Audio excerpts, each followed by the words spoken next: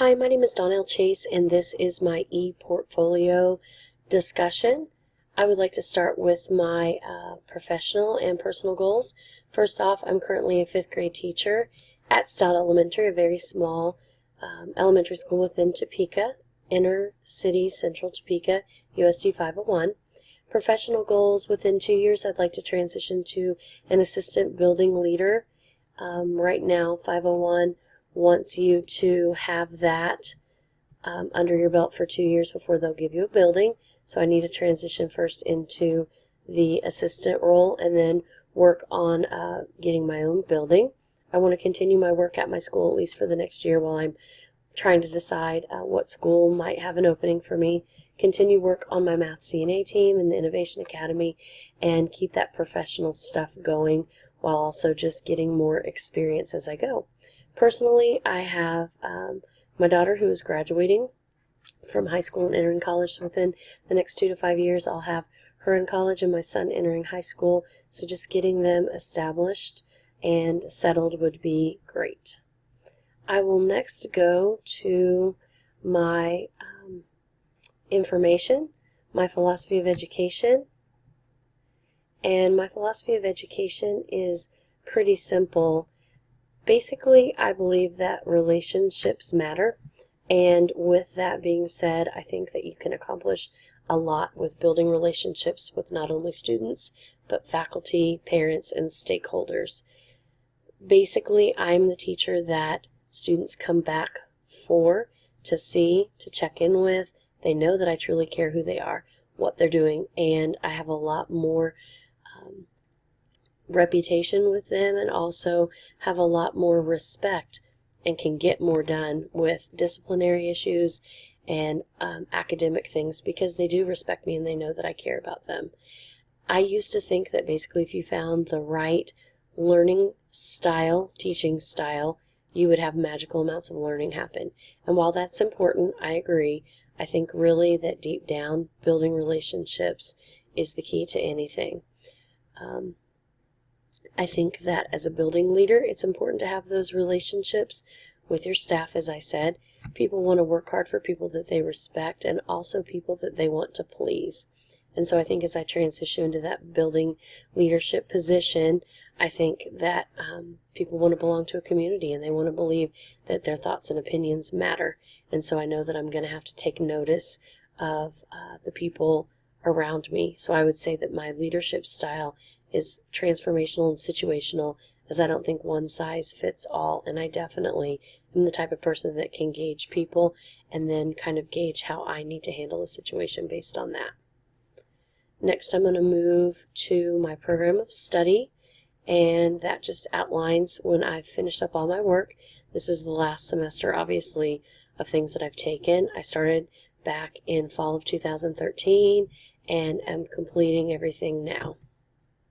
And lastly, my resume. What you need to know about me is I didn't always think I was going to be a teacher and didn't start out as a teacher. I was in the business world for a number of years while I had my kids that were small. I took them to work with me, worked from home, and so what you'll see is right now I am at Stout Elementary as a 5th grade teacher. For the previous 9 years, I was a 3rd grade teacher, so this is my first semester or first year as a 5th grade teacher. I'm on the PLC team leader. Also, I'm on the Innovation Academy for the district. I'm the math team chair. I'm on the leadership team, PBIS, and I'm a building technology assistant trainer. We'll move down to some of my other notable accomplishments. I did run Memorial Expressions, was a monument company for a number of years, so I have experience managing people as well as a lot of customer service, which I think will bode well when I deal with parents and employees, so I think that that's vital to have on my resume. The next thing I want to talk about is my standards and my activities, and I tied those together. So basically, as you will see, I have each of the standards listed, and then we'll talk about my experience. So basically, this is a vision of learning. It's shared, supported by all the stakeholders. And this talks about the positions I've held at Stout. But here's the highlights and how I interwove some of my activities to fitting that standard. Basically, I'm the math team chair, which means I develop the professional development for the school, meet monthly with my team, assess data. Leadership team's kind of the same thing. We meet monthly to discuss various topics within the school. Here's an example of a school improvement professional learning plan document, and that is just one document that I've helped author over the last 2 or 3 years of being on this team. Standard 2 talks about the school culture, and this is big right now with my district and my school. Basically, I have been on the Equity Council, been to equity meetings. That's a big thing. Right now is diversity. I'm also on the curriculum and assessment team for math. So we develop a curriculum design map for Topeka Public Schools, which basically means every teacher for a specific grade level has a map and a plan for the year, and it's written by the people on this team. All the lessons are laid out, the supplemental resources. It's a huge amount of work. We meet monthly as well as 2 weeks in the summer. That's the assessment schedule, collaborate on instructional time guidelines.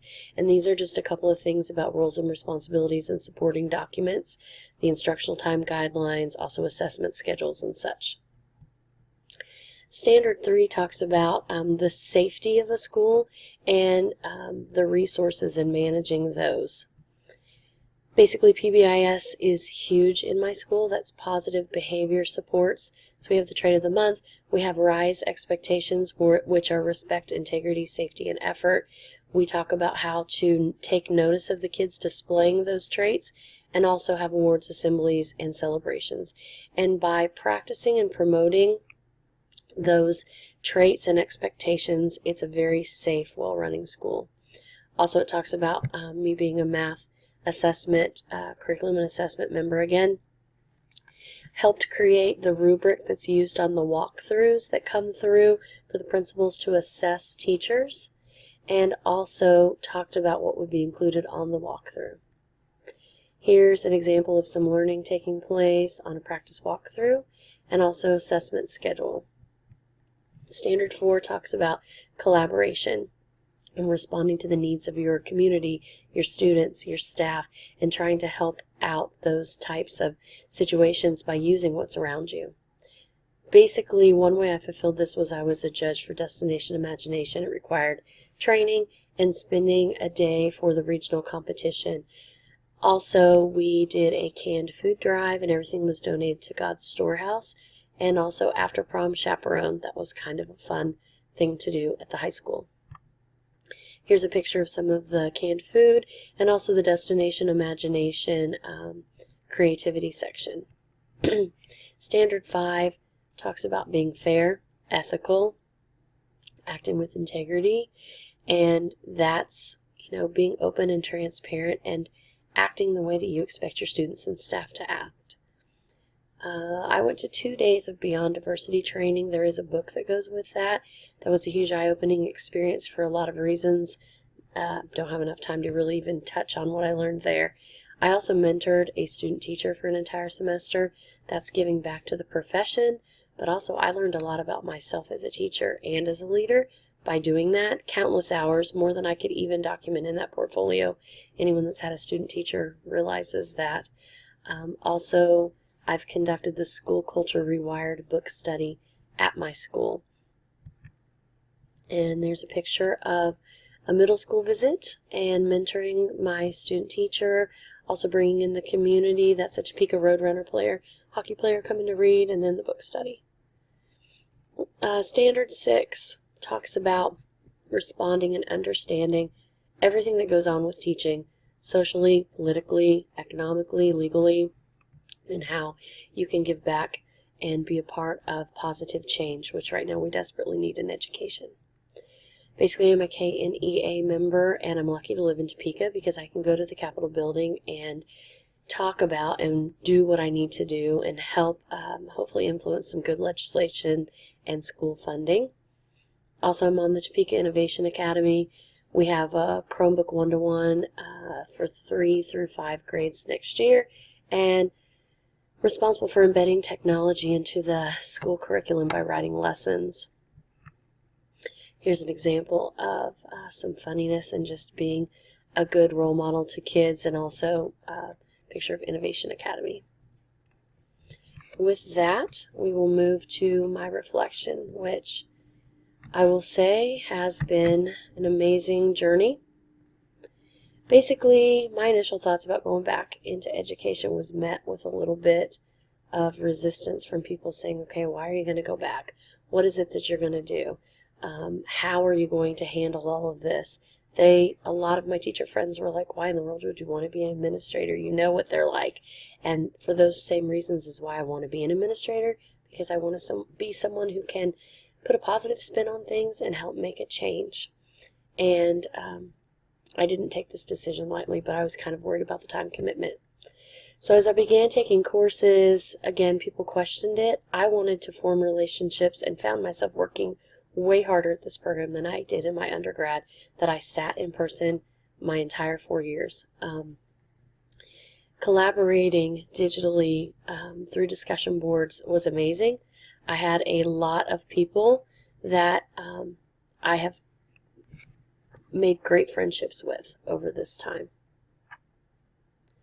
Midway through my degree, I had some unexpected family things come up, and so it was difficult for me to handle it, but I pushed through, and I have been through now 4 principals in my 10 years. It will be number 5 next fall. And with that, I've learned a lot about how to be a leader and some things not to do. I've learned through those mistakes that some of them have made, and also the successes that we've had as a building, and kind of formulated my decisions and thoughts on that. As I began to really analyze where I am right now, where I've been as a teacher, where I am as an emerging building leader, I'm really overtaken with emotion. I see a lot of building leader positions open within 501 because a lot of people are trying to get out for a lot of reasons. And I hate that, because I have devoted my career to 501, and I think I'm a better teacher because of the struggles and things that I have seen and endured and pushed through and persevered from. And I think that I have great additional perspective based on those things. I'm going to be a really great building leader because of the classroom experiences that I've had. My educational philosophy, as I synthesize things, is basically the core of who I am is a relationship builder. And I want to be that person that continues to have those close connections, even though I'm not going to have my own students in my own room all of the time. I do think people work harder for people that they respect, people that genuinely care about them. And I don't think you can fake that. And I know people can see right through that. And so I want to be a person that is trusted and a well valued member of any school building.